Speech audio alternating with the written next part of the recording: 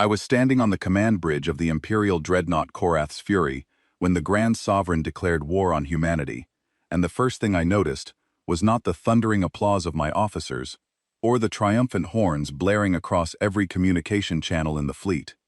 The first thing I noticed was the silence from the other side. Absolute, complete, unbroken silence from every human frequency we were monitoring. I had commanded fleets for 40 years. I had broken civilizations that screamed, civilizations that begged, and civilizations that cursed our names with their dying transmissions. I had never encountered a species that heard a declaration of war and said nothing at all. My name is Torvon Keseth, and I held the rank of High Admiral in the Zorath Galactic Empire, commander of the 3rd Expeditionary Armada, 1,200 warships trained and equipped to crush anything that stood against Imperial expansion. On paper, the war against humanity was supposed to be the simplest campaign of my career. The Zorath Empire controlled 9,000 star systems. We commanded 400 battle fleets. We had conquered 11 spacefaring civilizations over 6,000 years of unbroken dominance, absorbing their worlds, their resources, and their populations into a machine of expansion that had never once been reversed. Humanity held 87 systems. 87. Our intelligence division had classified them as a regional nuisance, a border irritation that had refused diplomatic absorption for 3 decades and needed to be corrected by force. The Grand Sovereign himself said the campaign would last 6 standard rotations. Some of my officers were already discussing leave plans and the celebrations that would follow. My senior captain, a decorated veteran named Loreth, told me over evening meal that he intended to request a transfer to a more challenging theater once the humans were dealt with. I should have known something was wrong from the beginning. The declaration was broadcast on every quantum link relay across the Empire, reaching 12,000 star systems simultaneously. The Grand Sovereign delivered it from the Crystal Sanctum on the homeworld, standing beneath the banners of every civilization we had conquered, his voice ringing with the authority of a dynasty that had ruled since before most species in our region had learned to build fire. He listed the offenses, each one carefully constructed to justify what we all knew was a conquest of expansion rather than a war of necessity. Humanity had refused tributary status despite 3 formal demands. Humanity had settled 3 systems in a contested border corridor that the Empire claimed by right of proximity. Humanity had fired upon Imperial survey vessels that strayed into their space, destroying 2 and damaging a 3rd. That last one was technically true, though those survey vessels had been forward reconnaissance ships, mapping invasion routes, and testing human sensor capabilities, and everyone in the Admiralty knew their real purpose. The declaration was greeted with enthusiasm across the fleet. Officers shook hands and clapped each other on the shoulders. Junior crew members cheered at their stations. The mood was celebratory, the atmosphere of a sporting event, rather than the beginning of a military campaign. We were the Zorath Empire, and we had never lost. When the declaration ended, I stood at the sensor wall and watched the human communication bands. My signals officer, Lieutenant Drawl, had every scanner locked on their frequencies, monitoring everything from military channels to civilian broadcasts. For 11 minutes, there was nothing. Complete electromagnetic silence across every band we could reach. Then a single transmission came through on an open channel, unencrypted, broadcast from a facility on Earth that our intelligence identified as their Unified Defense Command headquarters. The message was 4 words long. Acknowledged, you will regret this. No formal response, no counter-declaration of war, no diplomatic protests or requests for emergency mediation through the Galactic Concord, no mobilization orders intercepted on military frequencies, no panicked civilian broadcasts. Just 4 words delivered with the flat calm of someone confirming an appointment they had been expecting for a long time. Lieutenant Drawl laughed and said the humans were too frightened to mount a proper response. 2 of my senior captains joined in, and the bridge crew relaxed into the comfortable assumption that our enemy was already beaten. I did not laugh. I had read an intelligence report 3 months earlier from a Zorath operative embedded on a human border colony, a spy named Operative Tessic, who had been feeding us information for 2 years before going permanently silent. His final transmission, the one that arrived 3 days before we lost contact with him entirely, mentioned something called Contingency Doctrine Black, He described it as a military protocol that did not appear in any human defense publication, was never discussed on open channels, and seemed to exist only in sealed briefings at the highest levels of their command structure. The one detail Tessick managed to confirm before his silence was chilling in its simplicity. Doctrine Black had no defensive component whatsoever. It was entirely offensive. It was a hammer with no shield. When I brought this to the intelligence division, they dismissed it as disinformation deliberately planted for our operative to discover. Standard counterintelligence practice, they said. I filed it in the back of my mind and moved on with my duties. Standing on that bridge, watching that four-word response glow on my screen, I wished I had argued harder. My armada was one of 6 assigned to the invasion. The plan was straightforward and overwhelming, the kind of operation the Empire had executed a dozen times against lesser species.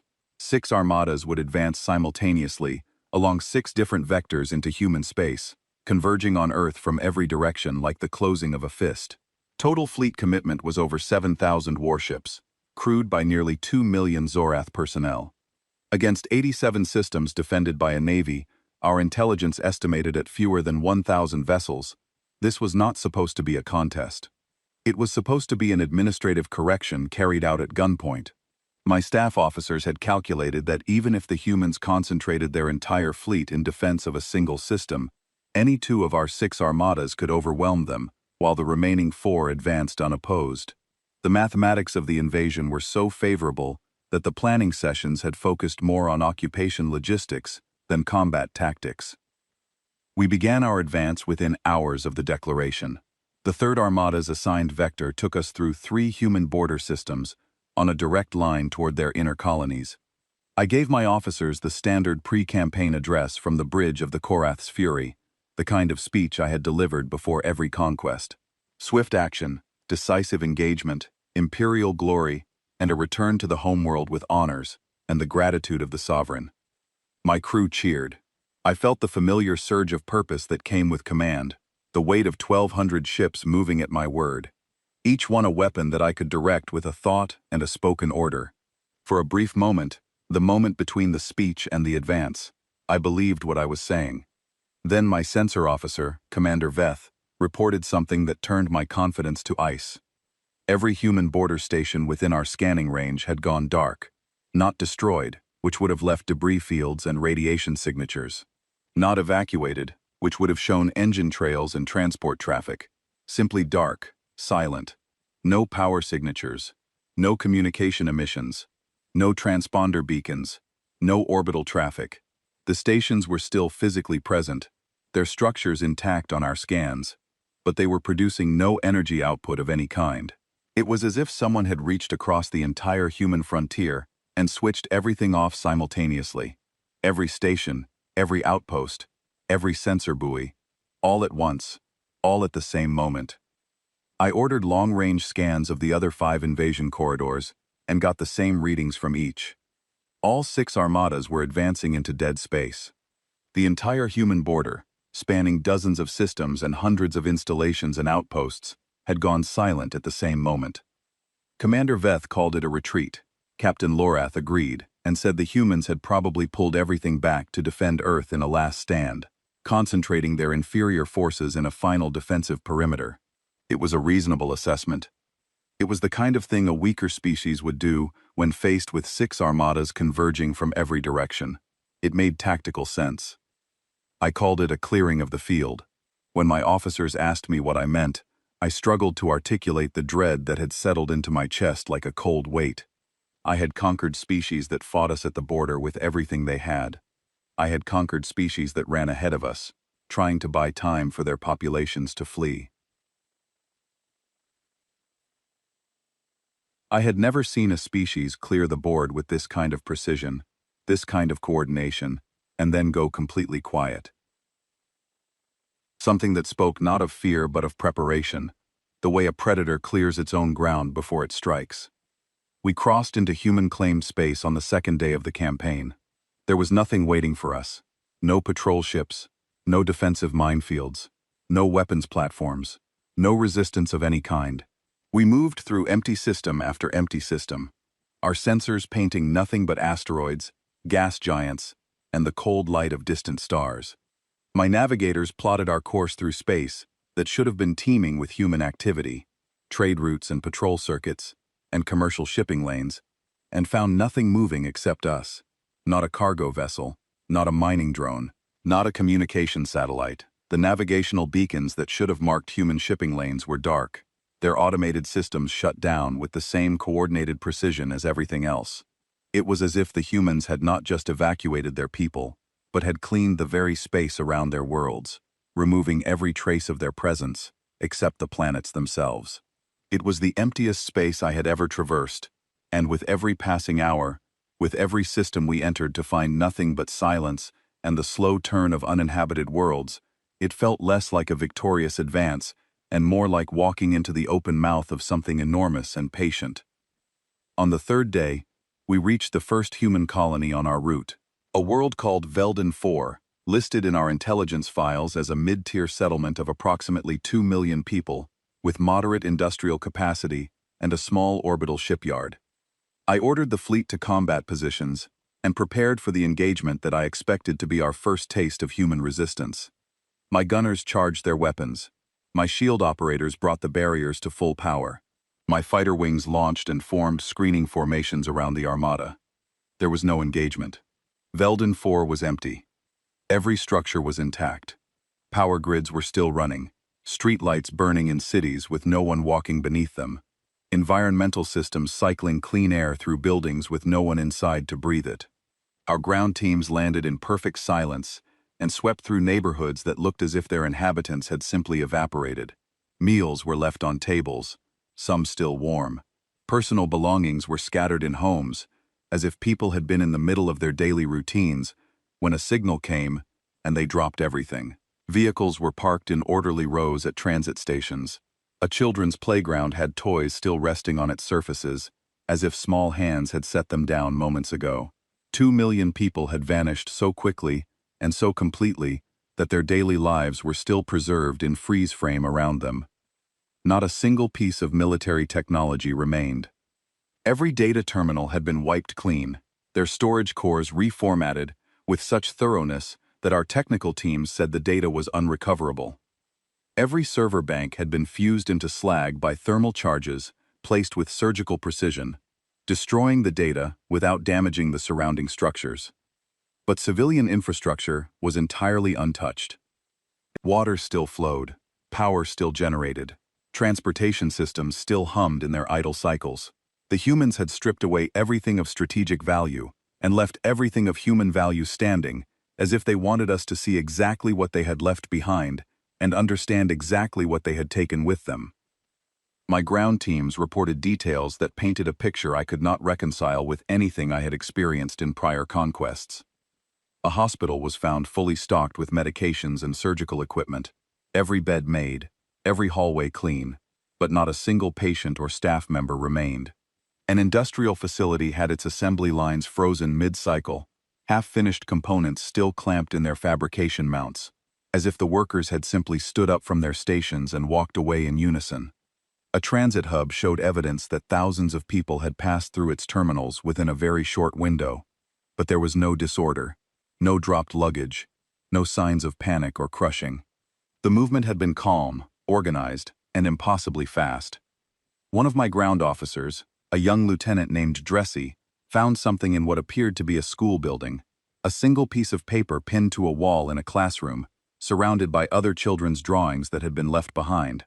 This one drawing showed small figures, stick figure representations of humans, standing under a sky full of colored stars. At the bottom, written in large letters in a child's hand, were words that my translator rendered into our language as, "We will be back." I ordered the drawing preserved and brought to my flagship. Something about it made my throat tighten in a way I could not explain. Not the words themselves, which could have been defiance or denial, or simple childhood optimism. What affected me was the confidence behind them. A child had written that. Not a soldier crafting propaganda, not a politician projecting strength, not a general trying to maintain morale. A child who believed with the simple and absolute certainty that only children possess, that this absence was temporary, that the adults who had taken them away would bring them back, and that everything would be put right. A child's faith in the capability of their species, expressed in crayon on paper, and left behind for the enemy to find. Reports from the other 5 armadas confirmed what I already suspected. Every human border system was the same. 14 colonies, a combined population of over 40 million people, evacuated in perfect order within what appeared to be a single standard rotation. 40 million people moved across interstellar distances in less than a day, with enough coordination to strip every piece of useful technology while leaving civilian infrastructure undamaged and operational. Our logistics division ran the calculations and said this should be impossible. The transportation infrastructure required, the number of ships, the coordination of loading and routing and destination management for 40 million individuals simultaneously, would require a fleet larger than anything humanity was supposed to possess, and a command and control system of a sophistication that our own empire could not match. The Grand Sovereign broadcast a triumphant announcement to the empire. Humanity was in full retreat before the unstoppable might of the Zorath. Our advance was proceeding without opposition. Our enemies had abandoned their own citizens in their haste to flee. The homeworld erupted in celebration. Parades filled the capital. Citizens chanted the names of the 6 armada commanders. My name was among them, spoken in triumph by millions of voices, and hearing it reported back to me through the news feeds made me feel something closer to nausea than pride. I did not celebrate. I did not authorize celebrations among my crew. I had conquered species that fought, and I respected their courage. I had conquered species that surrendered, and I felt the solemn weight of their defeat. I had conquered species that fled, and I understood their desperation. But I had never encountered a species that disappeared with this kind of precision, this kind of discipline, this kind of deliberate coordination. There was nothing desperate about what the humans had done. There was nothing panicked or disorganized about the evacuation of 40 million people in a single day. This was planned. This was rehearsed. This was a step in a sequence, and I could not see the steps that followed, and the not knowing was worse than any battle I had ever fought. We pushed deeper. 3 systems past the border now, deeper into human space than any Zorath force had ever penetrated. My armada was stretched across 2 star systems, with supply lines extending back to the border, and I was beginning to feel the vulnerability of our position when something finally broke the silence. A single ship dropped out of faster-than-light travel, directly ahead of my flagship. It appeared so suddenly that my weapons officers nearly fired before they registered its profile on their targeting systems. It was small, barely larger than a shuttle, completely unarmed as far as our scans could determine, and broadcasting on a diplomatic frequency that cut through every layer of our communication encryption, as if those layers did not exist. A human face appeared on my main command screen before I had authorized the connection, before my communications officer had even registered the incoming signal. The fact that they could access the bridge display of a Zorath dreadnought without permission or detection told me more about their technological capability than 100 intelligence briefings had managed in 3 decades. The human was a man, middle-aged by their species standards, with a calm expression and steady eyes that did not change during our entire exchange. He wore a crisp uniform of dark material, with no visible rank insignia, no medals, no unit markings, no identification of any kind. He introduced himself only as the messenger. He did not give a name, he did not offer diplomatic credentials, he did not waste time on formalities. He told me, in a voice as level as a mathematical constant, that humanity was extending a final courtesy to the Zorath military. All Imperial forces were to withdraw from human-claimed space within 12 standard hours. Complete withdrawal, every ship, every probe, every satellite, back across the border. If this deadline was met, the matter would be considered resolved, and no further action would be taken by the United Earth government. Diplomatic channels would be reopened, and a framework for peaceful coexistence would be offered. If the deadline passed with Zorath forces still inside human territory, something called Contingency Doctrine Black would be activated in full, and the consequences would be absolute, comprehensive, and irreversible. I demanded details. What was Doctrine Black? What forces were involved? What were the specific consequences he was threatening? What were the terms for a negotiated resolution? The messenger looked at me with an expression that I can only describe as patient disappointment, the way one might look at someone who was asking the wrong questions at the worst possible time. and he said 7 words that I have replayed in my mind every day since. There are no terms. There is the deadline, and there is what comes after. The transmission ended. His ship pivoted and vanished into faster-than-light travel before my weapons systems could establish a targeting lock. Not that I would have fired on a diplomatic vessel. I stood on my bridge in the silence that followed and felt the weight of 1,200 ships and 250,000 crew, depending on what I did next. I contacted Imperial High Command through the Quantum Link relay and reported the encounter in full detail. I forwarded the recording of the messenger's statement. I reported the empty border colonies, the impossible evacuation, the technological sophistication demonstrated by their penetration of our encrypted systems. I requested permission to hold position and observe the deadline while conducting deep reconnaissance of the surrounding space.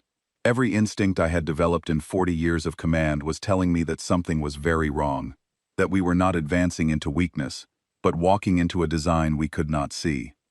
The Grand Sovereign himself responded to my request.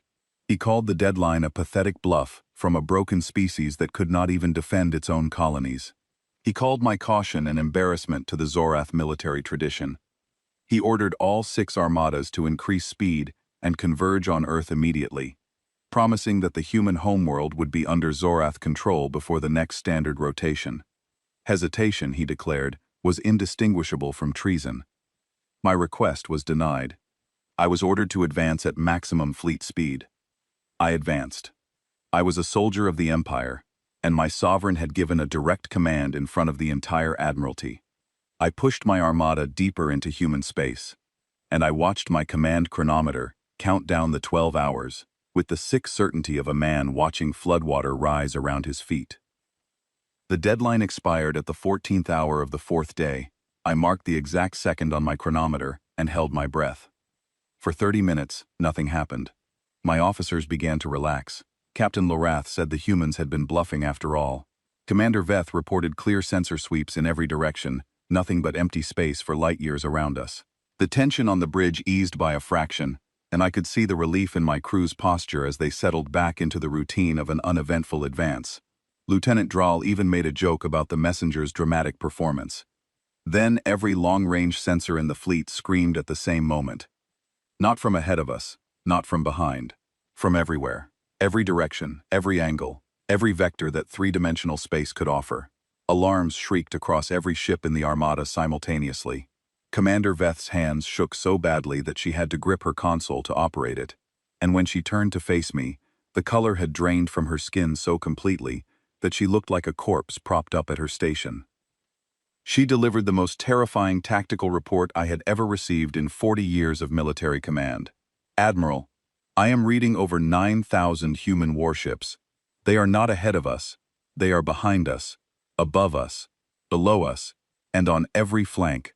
They are at engagement range. Every single one of them. They have been here the entire time. They let us walk into the center. I stared at the tactical display and watched 9,000 red signatures bloom around my fleet, like the closing petals of a flower made entirely of fire. The humans had not retreated. They had not fled. They had not pulled back to defend Earth.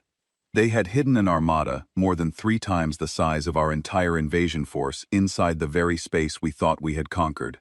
And they had waited in perfect silence, in perfect discipline, in perfect stillness, while 6 Zorath armadas walked blindly into the center of the most elaborate ambush in the history of galactic warfare. The empty colonies, the dark border stations, the silent space. None of it was retreat. All of it was bait. They had cleared the field so we would advance without caution. They had made us feel safe in space that was already full of their weapons. The messenger's words burned in my mind. There is the deadline, and there is what comes after. What came after was the end of everything I had ever known. The first Imperial Armada to die was the 6th, positioned 3 systems to our galactic east. I heard their final transmission through the fleet-wide emergency channel, and I will hear it in my sleep for whatever remains of my life. 400 warships screaming across every frequency, not tactical communications or distress calls or coordinated damage reports, but the raw, unprocessed sound of thousands of crew members crying out in terror and confusion as their ships came apart around them. The screaming lasted 90 seconds, not minutes. seconds. Then the channel dissolved into static, and 400 warships carrying over 100,000 Zorath crew simply ceased to exist on the galactic map. I had served in engagements that lasted days. I had commanded campaigns that stretched across months. The 6th Expeditionary Armada, 400 warships crewed by veterans of 3 prior conquests, died in less time than it took me to cross my bridge. The 2nd Armada lasted 6 minutes. Their admiral, a competent officer named Resikan, managed to organize a fighting withdrawal before a human strike force cut his flagship in half with a weapon that punched through its shields as if they were not there. The 9th surrendered after their commanding admiral was killed in the opening volley, a single precision strike that destroyed the bridge of their flagship while leaving the rest of the ship intact. A shot so accurate that it killed the commander and preserved the crew. The 1st and 4th Armadas broke formation and scattered in every direction, each ship running independently in a desperate attempt to reach faster than light speed before the humans caught them. The humans caught most of them. My armada was next. The human fleet did not fight like any enemy I had ever engaged in 4 decades of warfare. There was no battle line, no formation, no advance guard or screening elements, no probing skirmishes to test our defenses and identify our weapons capabilities. They attacked in what my tactical officer could only describe as coordinated chaos. Thousands of ships moving independently, each one operating on its own initiative, choosing its own targets and its own attack vectors. Yet all of them somehow synchronized in patterns so precise that they functioned as a single entity. It was like fighting a swarm of insects that shared one brain. I later learned the humans called this their swarm doctrine, an attack philosophy built on artificial intelligence coordination with human authorization at the command level. Autonomous systems calculated the optimal attack vector for each individual ship in real time, adjusting for the movements of every other friendly and enemy vessel in the battle space simultaneously. The machines made the calculations. The humans approved the action. It combined the speed and precision of computational warfare with the judgment and adaptability of a species that had been fighting wars since before they left their home planet, and it was the most terrifying thing I had ever witnessed in combat. I ordered my 1,200 ships into a standard Imperial engagement pattern, the same disciplined broadside formation that had shattered 11 civilizations before us. My fleet arranged itself into firing tiers, heavy ships in the center, cruisers on the flanks, escort screens forward and aft. We fired in synchronized volleys, our plasma batteries and kinetic accelerators unleashing enough focused energy to crack the crust of a small planet. It was the most concentrated display of firepower the 3rd Armada had ever produced, a wall of destruction that should have devastated anything in its path. It hit nothing. The humans were not where our weapons landed. They moved in patterns that seemed to anticipate our targeting solutions before the firing commands were even transmitted from my flagship. Our volleys arrived at coordinates that were already empty, each shot landing in the space where a human ship had been a fraction of a second earlier. It took me 8 precious minutes to understand what was happening. In those 8 minutes, I lost 47 ships. The humans had broken our encryption, not just our tactical frequencies, but our core military encryption, the algorithmic backbone that secured every order, every targeting coordinate, every formation change, every command I transmitted. They were reading it in real time and feeding it into their coordination systems before my own ships could execute it. I was not fighting a battle. I was performing a rehearsed routine for an audience that already knew every step. I switched to local optical targeting, taking my ships off the networked fire control system and forcing each vessel to aim independently, using direct sensor input and manual coordination. It was a crude solution, the kind of desperate tactic you resorted to when your entire command infrastructure had been compromised. But it was the only approach the humans could not predict through our communications. Without our targeting data to anticipate, the human ships had to react to our fire rather than preempt it. My ships began to score hits. Those hits taught me something about human engineering that our intelligence files had completely failed to capture. Their warships were fast, agile, and built with a durability that defied their size. A human frigate, a ship a quarter the mass of one of my cruisers, absorbed 3 direct hits from our main plasma batteries and kept fighting. Its hull was scorched and breached in 2 sections, but its weapons were still firing and its engines were still burning at full output, and it killed 2 of my escort ships with precise return fire before a concentrated volley from 3 of my capital ships finally overwhelmed its structural integrity. When the frigate broke apart, it did so in a way that I recognized from my own engineering training: controlled fragmentation. The ship was designed to fail in specific patterns that directed debris away from its reactor core, preventing the kind of catastrophic explosion that would damage friendly ships nearby. Even their way of dying was engineered. The human weapons were unlike anything in our arsenal, or any weapon we had encountered in 6,000 years of conquest. They did not fire energy beams or kinetic slugs. They launched projectiles that my officers initially classified as guided missiles. But these projectiles did things that no missile in our inventory could do. They detonated at a calculated distance from their targets and released cascading energy fields that interacted with our shield generators at the molecular level. The fields did not overload the shields through brute force. They disrupted the quantum coherence that held the shield matrix together, causing it to collapse from within, like a building whose foundation had been dissolved. Once the shields fell, the warheads fragmented into dozens of secondary projectiles, each one independently guided, each one tracking a specific section of exposed hull with the precision of a surgeon's instrument. One volley could cripple a cruiser, 2 volleys killed a dreadnought. Our capital ships were designed to withstand dozens of conventional hits. They were dying in pairs to weapons that treated our shields as an inconvenience rather than a barrier. The sound on the bridge was unlike anything I had heard in decades of fleet command. Alarm klaxons from every section, damage reports stacking up faster than my operations staff could process them, the structural groaning of a dreadnought absorbing near-miss concussive waves that shook the deck beneath my feet. Through the forward viewport, I could see the flashes of ships dying, bright blooms of light that each represented a vessel I had personally inspected, a crew I had personally addressed, a captain whose name I knew and whose family I had met at fleet functions. One of those flashes was the heavy cruiser Vecken's Shield, commanded by Captain Rin, a woman who had served under me for 17 years and who had once saved my life during a boarding action in the Tesserith campaign. She was gone in a heartbeat, her ship folded in half by a human weapon that struck with the force of a collapsing star. I watched the tactical display and counted the signatures of my ships vanishing one by one. Each disappearing dot was a vessel I had commanded for years, crewed by people I had trained and led and shared meals with, and sent into battle with the promise that the Empire's strength would see them through. The Third Armada was bleeding from every flank, and there was nothing in my 40 years of experience that offered a solution. I ordered a retreat, pulling my surviving ships back toward the border in a fighting withdrawal. I lost 300 more vessels during the withdrawal alone. The humans pursued at speeds my fleet could not match, and cut off 3 of my task forces before they could reach faster than light speed. I watched on the tactical display as the signatures of ships I had served with for decades winked out, each one a small death that I felt in my chest. In the middle of the carnage, a system-wide broadcast overrode every Imperial frequency. A human voice, not the messenger, someone with a deeper authority that carried the weight of command, delivered a statement that I have memorized word for word because it was the moment I understood the full scope of what we had done by declaring this war.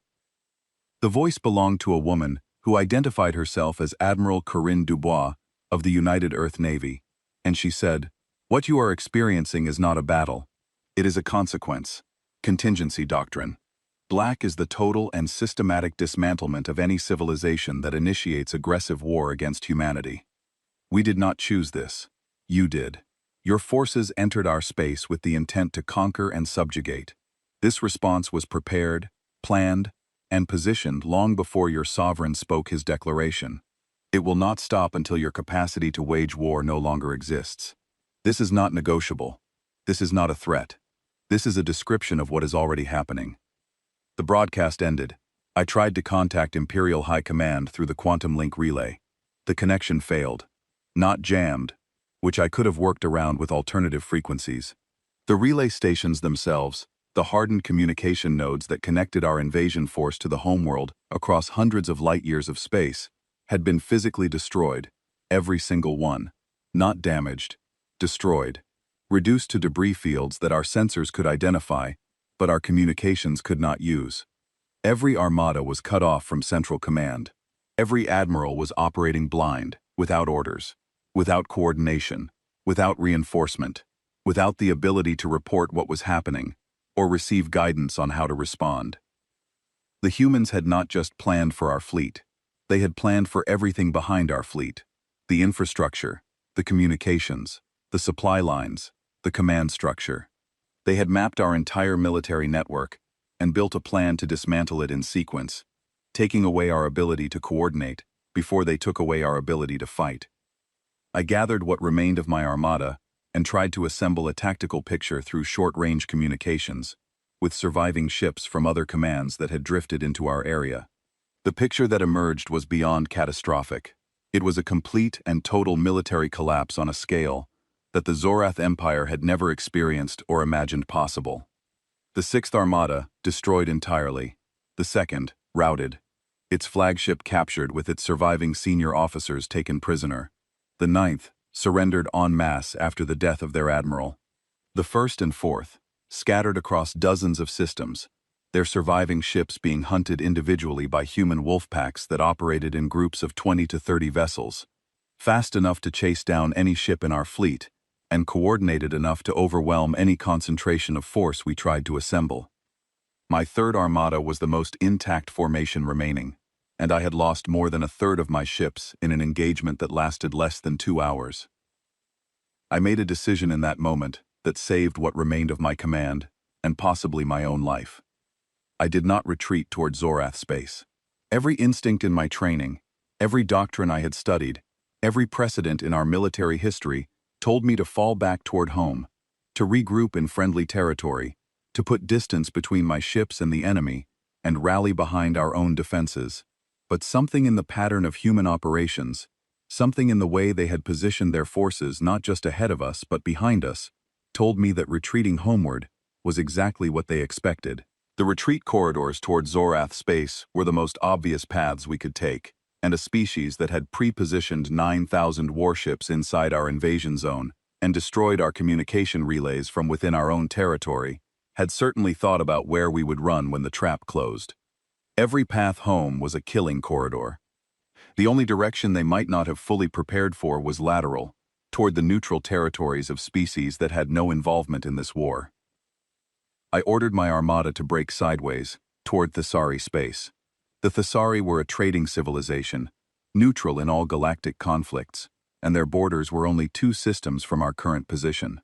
It was not a glorious decision. It was not a decision that would earn medals or praise in the annals of Zorath military history. But I was not interested in glory anymore.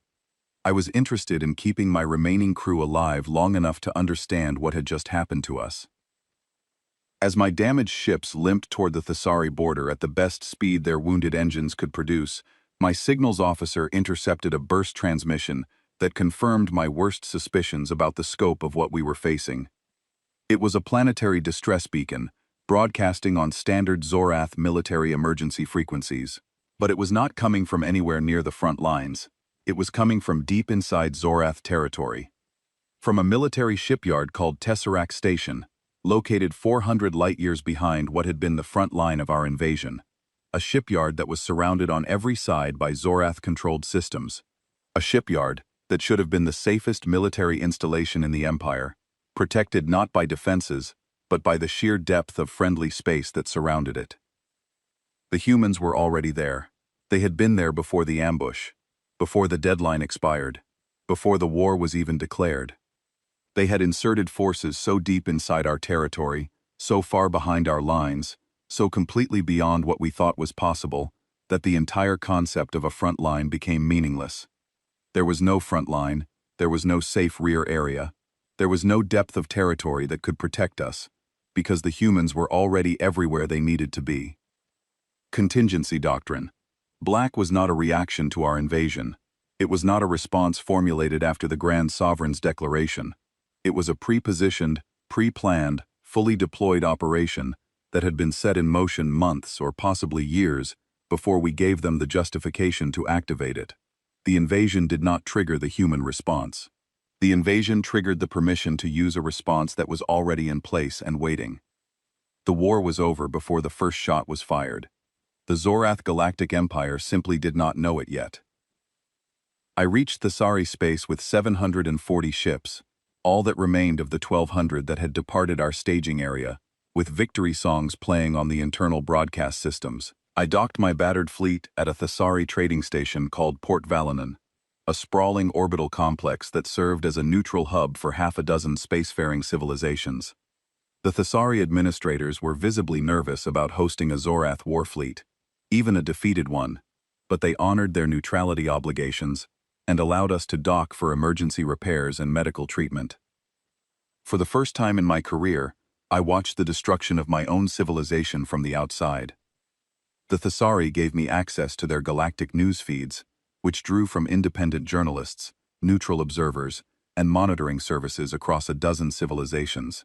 Every channel carried the same story told from different perspectives. The Zorath Empire was being taken apart, not destroyed, not burned, not subjected to the kind of indiscriminate devastation that the Empire itself had inflicted on the 11 civilizations it had conquered.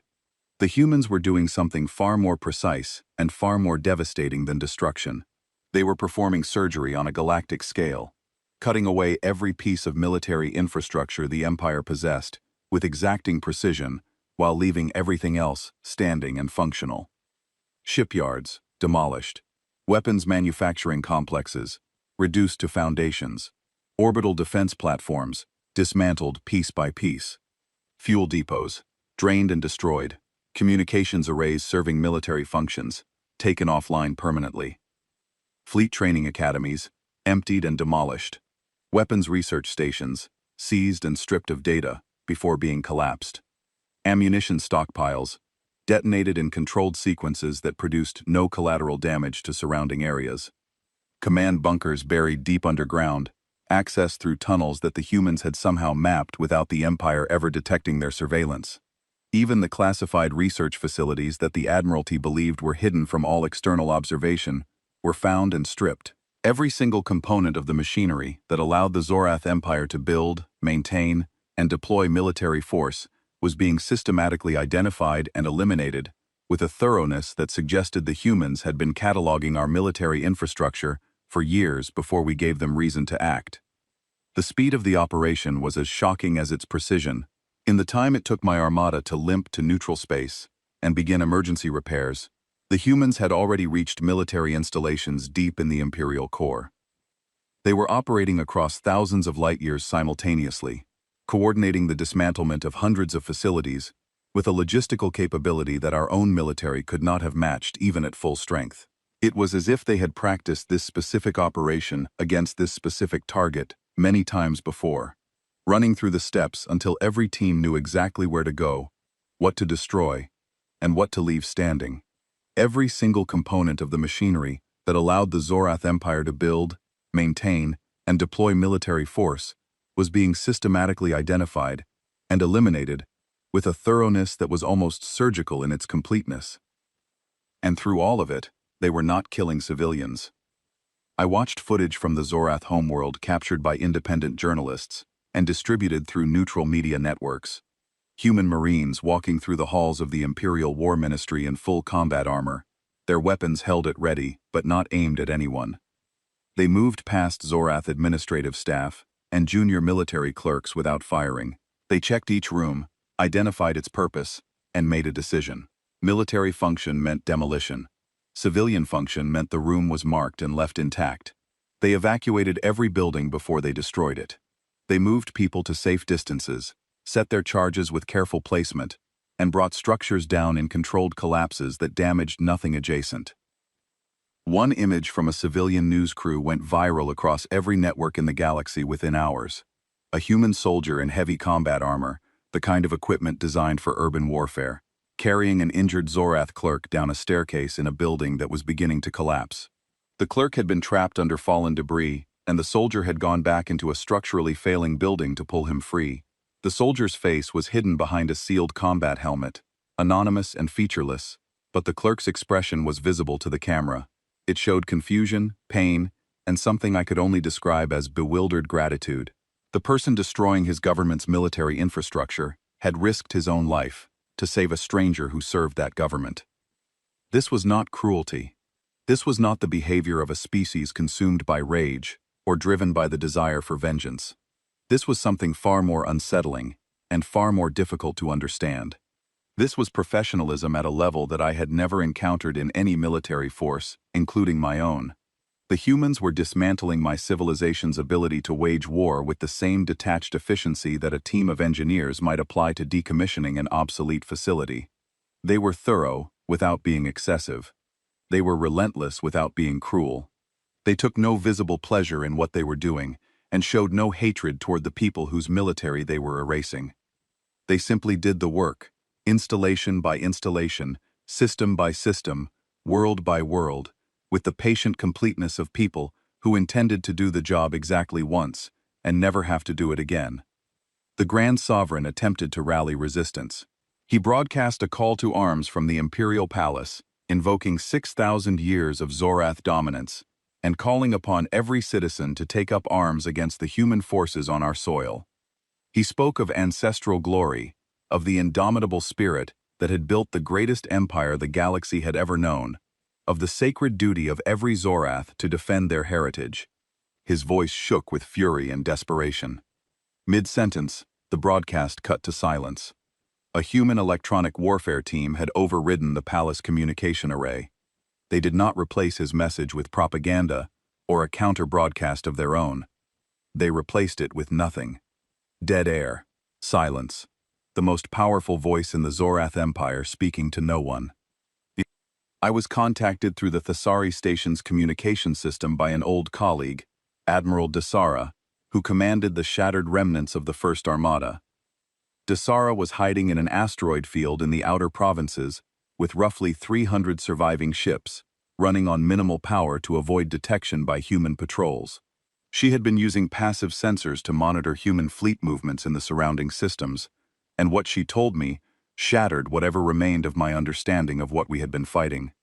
The 9,000 ships that ambushed the 6 armadas in human space were not the human navy.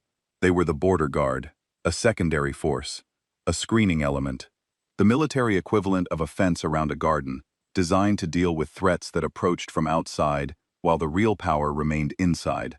Earth's primary fleet, the force they called the Home Guard Armada, had never deployed. It remained in human core territory throughout the entire campaign, fully armed, fully crewed, fully supplied, and completely unused. Humanity had fought the most devastating military campaign in galactic history, destroyed or captured over 6,000 Zorath warships, and simultaneously dismantled the military infrastructure of a 9,000-system empire using their reserve forces. Their main fleet had not moved. When Desara told me the estimated strength of the Home Guard Armada, based on her sensor readings, I sat down because my legs would not hold me. The number was larger than the entire Zorath Imperial Navy at full peacetime strength.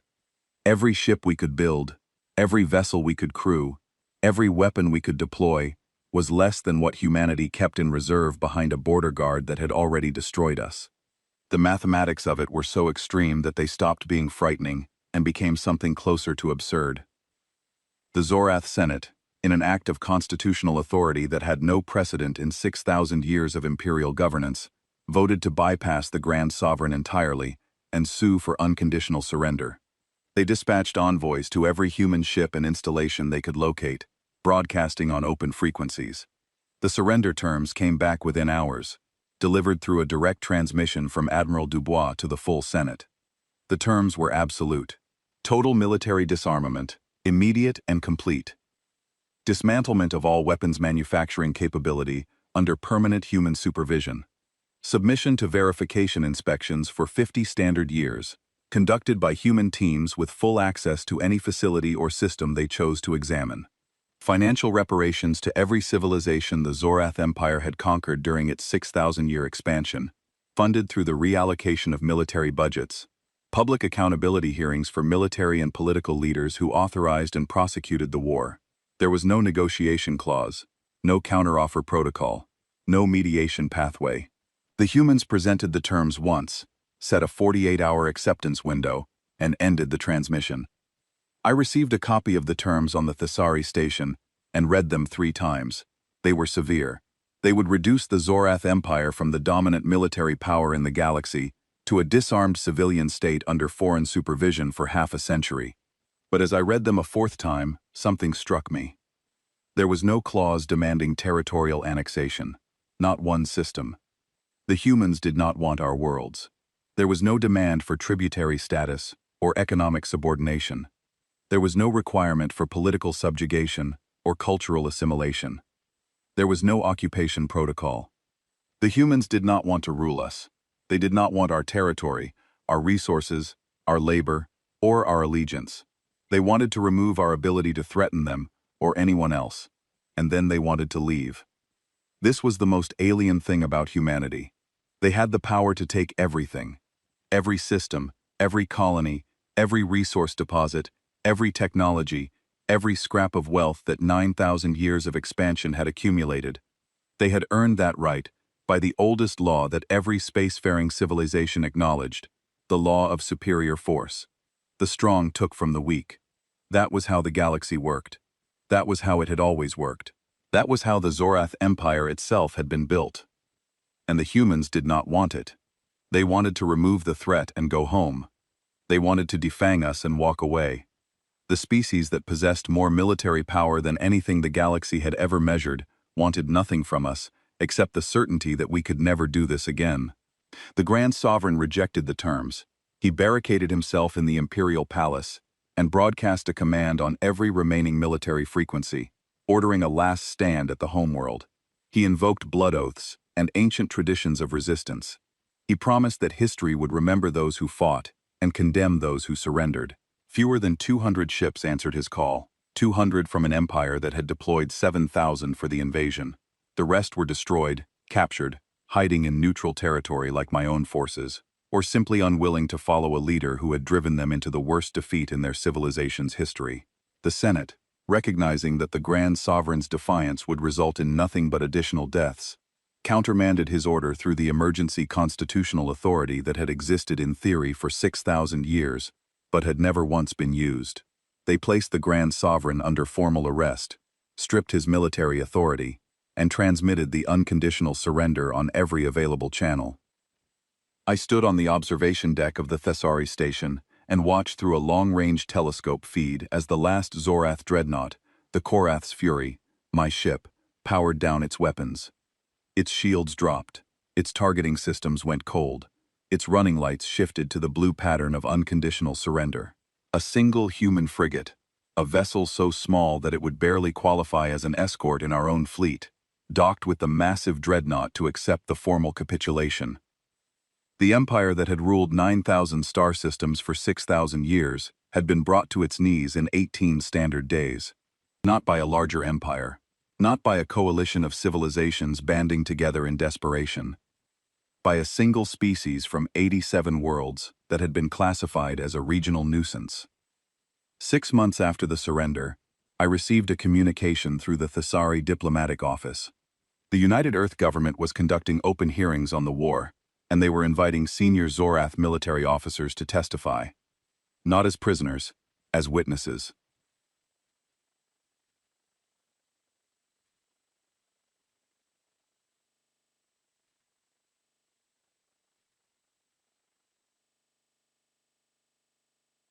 I expected a show trial, a public spectacle designed to humiliate defeated commanders in front of a human audience.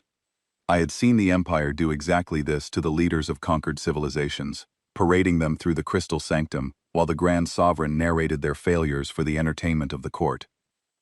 What I found on Earth was something I had no cultural framework to understand. The journey took 6 days on a Thessari merchant vessel through neutral shipping lanes. When we entered the Sol system, I asked for access to the forward observation port. I wanted to see the human homeworld as we approached, to prepare myself for whatever fortress planet awaited me. Earth was blue. Oceans covered most of its surface, broken by continents of green and brown and white. I saw cities, clusters of light scattered across the land masses, but they were civilian cities, schools and hospitals and commercial districts. No weapons platforms in orbit. No visible military installations from approach distance. Parks and agricultural regions covered vast stretches of land. Rivers wound through valleys that had been cultivated for thousands of years. I could see cloud formations moving across the surface in patterns that suggested weather rather than weapons, nature rather than industry. The planet looked soft. It looked like a world that raised children and grew gardens and built things for the purpose of making life comfortable rather than making war effective. The Thessari captain noticed me staring and told me that Earth had a single natural satellite, a barren moon that hung in its sky like a pale companion. He said that the humans had walked on that moon before they had even developed faster-than-light travel, had built machines to carry them across the void between their world and their moon, using nothing but chemical combustion and mathematical precision. They did it, he said, not for military advantage or territorial expansion, but because they wanted to see what was there. I did not respond. I was still trying to reconcile the soft blue world in front of me with the force that had ended my empire.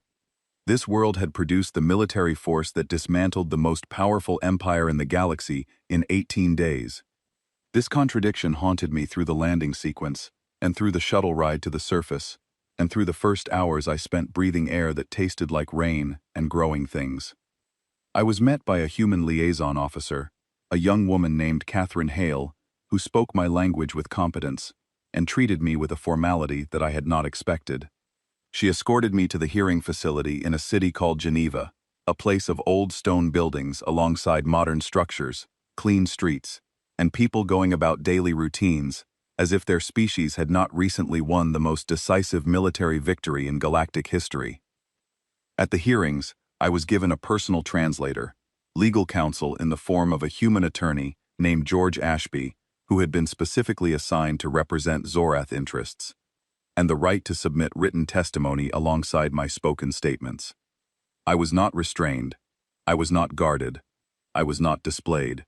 I was seated at a table across from a panel of human officials and asked to tell the truth as I understood it. The hearings were about understanding. Human legislators, military historians, strategic analysts, and ethics review boards wanted to know how the war started, who authorized it, and why. What intelligence failures on both sides allowed it to escalate, what the Zorath command structure looked like from the inside, and how it made decisions. They asked questions that were probing and sometimes uncomfortable, but never cruel. They wanted to understand my civilization, not to condemn it, but to learn from its patterns, to identify the dynamics that produced aggressive expansion, so they could recognize those patterns in other civilizations before another war became necessary. I noticed that the panel members took careful notes and consulted reference materials during my testimony. They had already studied the Zorath Empire extensively, and their questions were informed by a depth of knowledge about our society that surprised me.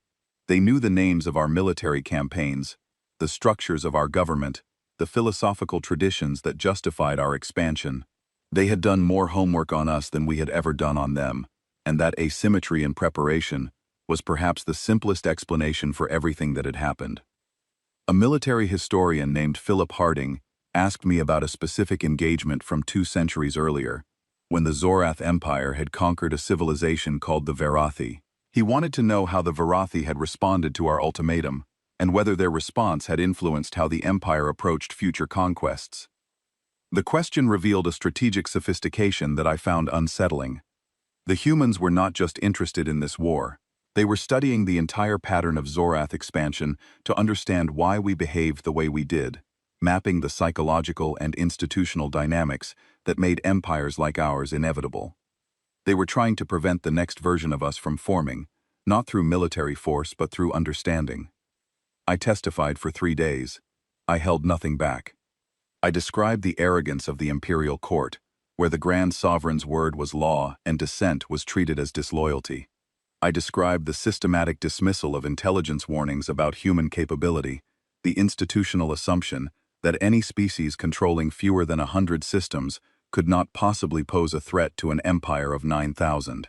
I described the culture of conquest that had defined Zorath civilization for millennia, the belief that military dominance was the natural order, and that any species that could be conquered deserved to be conquered because their defeat proved their inferiority. I admitted my own complicity. I did not oppose the war. I did not question the declaration. I did not use my rank or my reputation to challenge the Grand Sovereign's assessment or demand a more thorough analysis of our enemy. I followed orders because I believed, as every officer in the Zorath military believed, that conquest was our purpose, and expansion was our destiny. I told the panel that the most dangerous mistake the Empire made was not underestimating human weapons, or human technology, or human numbers. It was underestimating human patience. The humans had known war was coming for years. They watched our forces positioning along their border. They tracked our reconnaissance ships mapping their systems. They identified our intelligence operatives studying their colonies. They saw every step of our preparation, and they said nothing. They made no threats. They filed no diplomatic protests. They issued no warnings, except the final one, which came too late for us to act on, and which I suspect was offered more out of obligation than hope. They simply prepared. Quietly, thoroughly, and completely. They built the most devastating military response in galactic history, and they deployed it inside our own territory before we had even decided to invade theirs. When the Empire finally declared war, the humans were so ready that the resulting campaign was not a conflict in any meaningful sense. It was an autopsy, performed on a patient who did not yet know he was dead. During a recess, Catherine offered to show me the city. I accepted, and she walked with me through the streets of Geneva with the ease of someone who had nothing to hide. The city was beautiful, in ways I had not expected. Old architecture that humans had preserved for centuries stood alongside modern construction, connected by tree-lined avenues and public spaces where people gathered in the afternoon sun. No one stared at me with hostility. A few people looked curious, but most simply went about their business. We passed a memorial built along the bank of a river, a wall of dark polished stone, engraved with names, thousands upon thousands of them, carved in small neat letters that stretched along the riverbank for what seemed like an impossible distance. I asked Catherine what it commemorated, expecting it to honor the recent war. She told me it was a memorial to wars that humans had fought among themselves, centuries before they reached the stars. Wars fought on this planet, between nations that shared the same world, the same oceans, the same sky. I walked along the wall and tried to count the names, and could not. The wall extended for nearly a full kilometer, and every centimeter of its surface was covered. I stood before that wall and felt something fundamental shift in my understanding. I had assumed that humans developed their military capability in response to the galactic community, that encountering species like the Zorath had driven them to build the force that destroyed us. I was wrong. The wall told a different story. Humans did not learn warfare from the galaxy. They brought it with them, refined over millennia of fighting each other with an intensity and a persistence that dwarfed anything the galactic community had produced. The galaxy was not the teacher, it was the student. Humanity arrived at the stars with more experience in organized violence than every other spacefaring civilization combined. On the fourth day, I attended a formal dinner for foreign military observers at a hall overlooking a lake. The room was filled with representatives from a dozen neutral civilizations, all of them studying humanity with the cautious fascination of people who wanted to understand a force of nature. It was there that I met Admiral Corinne Dubois. She was shorter than I imagined, the voice that had broadcast the Doctrine Black Declaration across my dying fleet, the voice that I heard in my nightmares for 6 months, belonged to a woman who barely reached the middle of my chest. She had gray hair, steady dark eyes, and a handshake that was firm without being aggressive. She spoke softly, and I had to lean down to hear her over the murmur of conversation in the room. I asked her the question that had been consuming me since the surrender. Why restraint? You had the power to destroy us completely. You could have reduced every Zorath world to rubble, claimed our territory as your own, enslaved our population, and rewritten our history. No civilization in the galaxy would have condemned you for it. Many would have cheered. The species you had liberated from our conquest would have celebrated the utter destruction of their former oppressors. We started the war. We invaded your space with the declared intention of conquest and subjugation. By every law of conflict recognized by every civilization in the known galaxy, you had the right to do to us exactly what we intended to do to you, and more. Why did you choose not to? Dubois took a long moment before answering. She turned to look out the window at the lake, where the last light of the setting sun was painting the water in shades of gold and amber. And when she spoke, her voice carried a weight that I had only ever heard from people who had made decisions that cost them things they could never recover. She told me that contingency doctrine Black was designed by people who understood what total destruction actually meant, not just for the enemy, but for the soul of the civilization that carried it out. Humans had faced that choice before, she said. In their own history, on their own world, they had stood at the edge of absolute destruction and looked at what waited on the other side. Some of them had crossed that line. Some of their leaders had authorized the annihilation of cities, populations, entire cultures. And the scars of those decisions were still visible in their civilization, still taught in their schools, still debated in their councils. Those scars had not healed in centuries, and might never heal. The doctrine's restraint was not mercy, she said. It was not compassion or generosity or moral superiority. It was self-preservation of a different kind.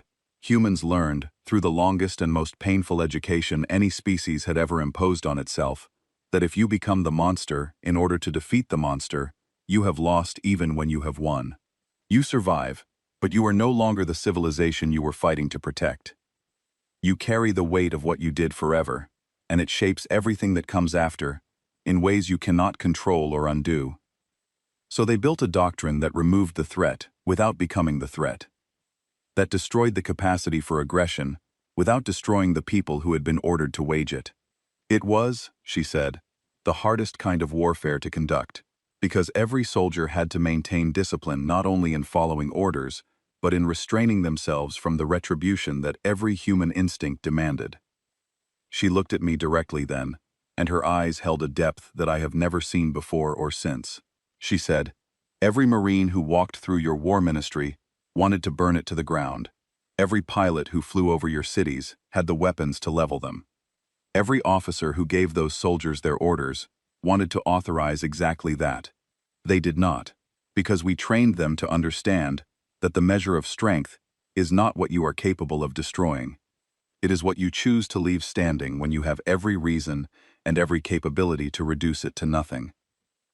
I stood with her by that window as the last of the sunlight faded from the lake, and I thought about 6,000 years of Zorath history, 6,000 years of measuring strength by conquest, by the number of civilizations forced to kneel, by the territory claimed and the populations absorbed. And I thought about a species from one small world that had measured strength differently, that had built the most powerful military in galactic history and then constructed a doctrine specifically designed to prevent themselves from using it without restraint, not because they lacked the capacity for devastation, but because they understood its true cost better than any species that had never paid it. In the weeks that followed my testimony, I learned the full scope of what humanity was building in the aftermath of the war. 11 civilizations that the Zorath Empire had conquered over centuries were being granted full independence, with human logistical and financial support for rebuilding their sovereign governments, their independent economies, and their cultural institutions. Human agricultural ships were delivering food production technology to outer Zorath colonies that the Empire itself had neglected for generations. Worlds where Zorath citizens had lived in poverty because military budgets consumed every available resource. Medical teams were establishing treatment centers on worlds that had never had adequate health care. Engineers were rebuilding infrastructure that the Empire had allowed to decay in regions deemed strategically unimportant. I learned that a human agricultural specialist named Simon Cartwright had spent 3 months on a Zorath outer colony called Drethon 7, a mining world where the population had been living on ration packs for 2 generations because the Empire redirected all food production capacity to military supply chains. Cartwright taught the colonists hydroponic farming techniques that allowed them to grow fresh food for the first time in living memory. The colony's children had never tasted a fresh vegetable before his arrival. When I heard this, I felt a shame so deep it was physical, a weight in my chest that had nothing to do with military defeat and everything to do with the sudden understanding of what my empire had actually been. The species that the Empire had tried to conquer was feeding, healing, and rebuilding the Empire's own abandoned citizens. The dissonance of receiving aid from the people your government tried to destroy was reshaping Zorath society at a level deeper than any military defeat could reach. You can recover from losing a war. You can rebuild ships and retrain soldiers, and reconstruct the physical machinery of military power. But you cannot maintain a belief in your own superiority when the people you tried to subjugate are feeding your children and healing your sick while asking nothing in return. In my final testimony before the hearing panel, a human senator named Eleanor Marsh asked me whether I believed the Zorath Empire would ever rise again as a military power. I took a long time to consider the question, not because the answer was difficult, but because I wanted to express it with the precision it deserved. I told her no. The Zorath Empire would not rise again. Not because of the disarmament, because weapons can be rebuilt by any civilization with sufficient resources and determination. Not because of the inspections, because surveillance systems can be evaded by any society willing to invest in deception. Not because of the reparations or the political reforms, or any of the structural changes imposed by the surrender terms. All of those external constraints could be dismantled by a population that wanted to dismantle them badly enough. The empire would not rise because of something the humans had done that was more powerful than any weapon or treaty or inspection regime. They had shown the Zorath people what real strength looked like. And it was not what we had been taught for 6,000 years. We were taught that strength was the ability to take from others, to conquer, to force submission, to expand at the expense of everyone around us. We built an entire civilization on that definition. We measured our worth by the number of species that knelt before us, and the number of systems that bore our flag. Then we encountered a species that had more power than we could comprehend, power sufficient to erase us from the galaxy entirely, and they used it to dismantle our military while preserving our people, to free the civilizations we had imprisoned, to feed the citizens we had forgotten, and to rebuild the worlds we had allowed to fall apart. That was strength. That was something our civilization had no category for, no word for, no conceptual framework to contain, and encountering it had broken the old philosophy so completely that it could never be put back together. I told Senator Marsh that you cannot rebuild an empire once its people have seen a better way. You can reconstruct the physical machinery of war, the shipyards and the training grounds and the weapons factories, but you cannot convince a population to believe in conquest after they have watched the conqueror choose compassion instead. The idea of supremacy through force dies when a superior force demonstrates that there is another choice, and ideas, once truly dead, do not return. I was offered a position in the new transitional Zorath government, an advisory role in civilian defense policy, helping to design a security framework built on cooperation rather than domination. I accepted, not out of loyalty to the old empire, because the old empire earned its destruction. I accepted because I believed that someone who watched the old world collapse should take responsibility for building the new one, and because I owed a debt to the 250,000 crew members who followed me into a war that should never have been fought, and to the hundreds of thousands more across all 6 armadas who followed their admirals into the same trap and never came home. There is a room in the new civilian government building on the Zorath homeworld where the surrender documents are displayed behind glass. I have visited it 3 times. Each time, I stand before those documents and read the terms that ended our empire, and each time I notice something new about the way they were written. The language is precise but not punishing. The conditions are strict but not designed to cause suffering.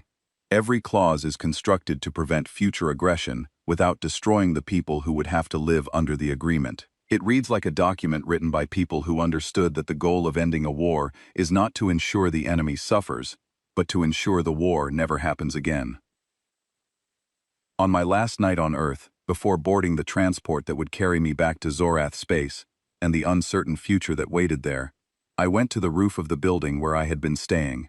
The city spread out below me in patterns of light and shadow. Millions of people living their lives in the ordinary way, that people everywhere live their lives, eating meals and raising families and solving problems, and going to sleep under a sky full of stars. I looked up at those stars. I had spent my entire life seeing space as territory to be claimed. Every star was a system to be conquered. Every civilization was a rival to be measured and eventually dominated. Every planet was a resource to be extracted. That was the lens through which I had viewed the galaxy for my entire career, the only lens the Zorath Empire had ever offered its people. Standing on that rooftop, breathing the cool night air of a world that grew gardens and built schools, and seemed impossibly fragile for the power it contained, I saw something different. I saw a galaxy where 87 worlds had brought 9,000 to their knees and then offered a hand to help them stand again. I saw a species that had spent millennia fighting among themselves and had emerged from that long violence not with a greater capacity for destruction, though they had that in abundance, but with a hard-won understanding of what destruction truly costs and a determination to pay that price as rarely and as sparingly as possible. I saw the answer to the question that had consumed me since the day my fleet walked into the center of a trap that was already complete before we entered it. What made humans different from every other powerful civilization the galaxy had ever produced? Every species that gained power used it to take from others. The Zorath Empire did it. The civilizations that came before us did it. It was the oldest pattern in galactic history, so ancient and so consistent that most species assumed it was the only pattern that existed, as inevitable as gravity. Humans broke the pattern. They gained power that exceeded everything else in the galaxy combined, and they chose to protect rather than to possess. They built a military capable of ending any civilization that threatened them, and they surrounded it with rules and doctrines and ethical frameworks designed to prevent them from becoming the thing they fought against. They won the most decisive war in galactic history and responded not by claiming an empire, but by liberating the people their enemy had enslaved and feeding the people their enemy had neglected. They could have become the new rulers of 9,000 systems. They refused. I did not have a word for what they had done. My language, a language built over 6,000 years of imperial expansion, had words for conquest and tribute, and subjugation and dominance, and 100 variations of power exercised over others. We had no word for the thing that humanity demonstrated, because our civilization had never imagined that it was possible, that a species could possess absolute power and choose, deliberately and consistently, to use it for something other than its own expansion. The humans had a word for it. They called it humanity. Standing on that rooftop, looking up at stars that I was only now beginning to see clearly for the first time in my life, I started to understand what that word truly meant. It was not a name, it was a promise. A promise that strength did not have to mean domination. That power did not have to mean cruelty. That winning did not have to mean destroying everything the loser had built. It was the most radical idea I had ever encountered in a career that had taken me across thousands of star systems and brought me into contact with dozens of civilizations. And it had been there all along, written into the very name of the species that the Zorath Empire had been foolish enough to challenge. Hidden in plain sight, waiting for us to understand it, while we were too busy counting their systems and measuring their fleet strength to see what they actually were. I carried that understanding with me when I left Earth the next morning, carried it across the distance between their world and mine, carried it into the work of building something new from the wreckage of something old. I do not know if the Zorath people will ever fully understand what happened to us or why. But I know this much. We declared war on a species that we believed was weak, because they were small and quiet, and did not seek to expand through force. We were wrong about everything. They were not weak. They were not small. And their silence was not the absence of power. It was the discipline to hold that power in check until the moment it was needed, and then to wield it with a precision and a restraint that our civilization could not have imagined. We called it war. The humans called it a consequence. And the difference between those two words is the difference between the empire we were and the civilization we must now learn to become.